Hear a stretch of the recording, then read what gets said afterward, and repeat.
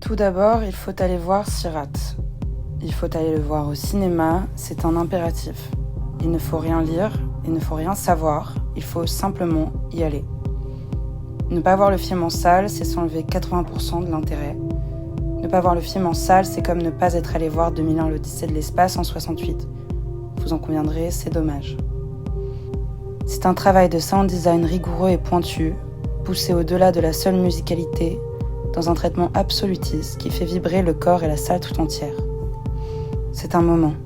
C'est ce que le médium audiovisuel propose de faire lorsque l'on y projette une forme vecteur de sens. Ici, la forme est le sens. La forme est le tout. Elle est la corporalité, habitée de conflits et de célébrations, qui se meut dans l'espace-temps pour devenir cette chose, ce sentiment d'inexplicable qui habite le spectateur, les jambes tremblantes en sortant de la salle. Le pitch est simple.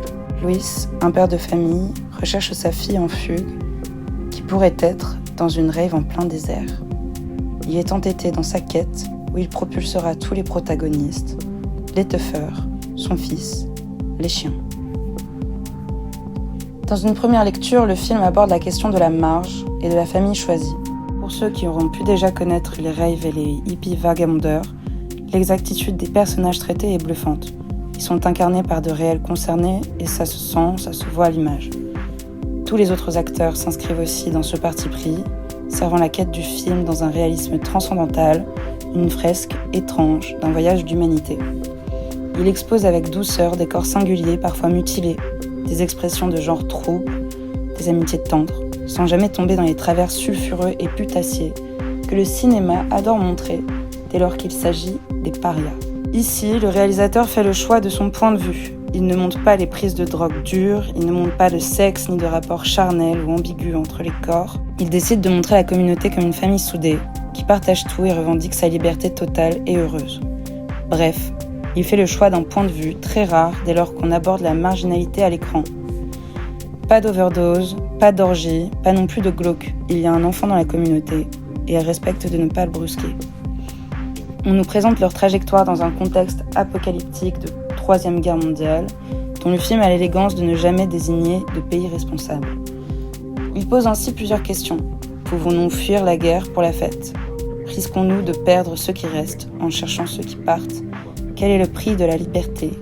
Que sommes-nous face à l'inévitable fatalité ? La mort, injuste, arbitraire, cruelle, se glisse dans le film, dans une fatalité renversante. Le coup du sort frappe le voyage et l'oblige à changer de route. C'est le récit de l'humanité qui se joue, la chance, la perte, la fête, le deuil. À travers ce voyage dans le désert, filmé superbement dans une pellicule que l'on voit peu de cette finesse, le spectateur est amené à voyager aussi. Les plans sont à couper le souffle. On n'a pas vu de désert filmé comme ça depuis Lawrence d'Arabie. La puissance grandiose des véhicules dans le sable est à elle seule un tour de force cinématographique qui nous fait vite oublier Mad Max. Le film met dès ses premières minutes une branlée à Dune lorsque le mur de son fait trembler le désert. Tout est globalement sublime.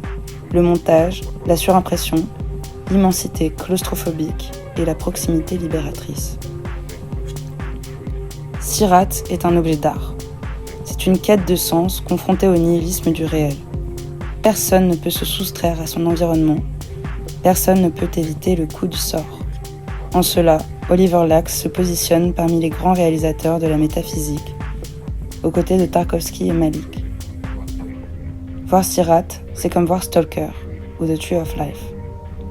Voir Sirat, c'est comme contempler pour la première fois les images du télescope Hubble à la Cité de l'Espace.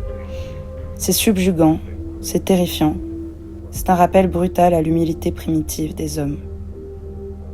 C'est une question sans réponse, une recherche sans découverte, un voyage sans fin. La mise en scène matérialise cet infini par le désert, dans sa manière de filmer les routes et à la fin, de filmer les rails. Le voyage compose l'humanité première et s'impose comme la quête inhérente à notre condition, mutilée par la guerre. Bref, il faut aller voir Sirat. Il faut tout voir de Sirat.